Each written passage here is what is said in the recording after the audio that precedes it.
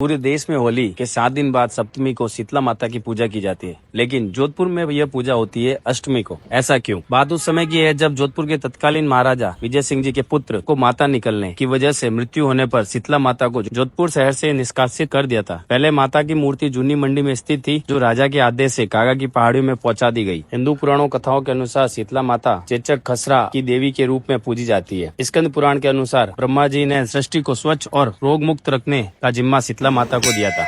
इनकी पूजा माताएं अपनी संतान को बीमारियों और बुरी नजर से बचाने के लिए करती है और शीतला पूजन पर देवी को ठंडा भोजन चढ़ाया जाता है। समय के साथ महाराजा का गुस्सा तो शांत हो गया, लेकिन शीतला माता का निष्कासन रद्द नहीं किया गया। कई सालों बाद कागा की पहाड़ियों में शीतला माता की प्रतिमा के आसपास मंदिरों का निर्माण किया गया। तब से अब तक शहर के लोग सप्तमी की बजाय अष्टमी को शीतला माता की पूजा करते हैं। हमारे जोधपुर में नागौरी गेट के पास स्थित कागा में शीतला माता का भव्य मेला लगता है। क्या आप उस मेले में जा चुके हैं? अगर नहीं गए तो इस अष्टमी पे जरूर जाएं।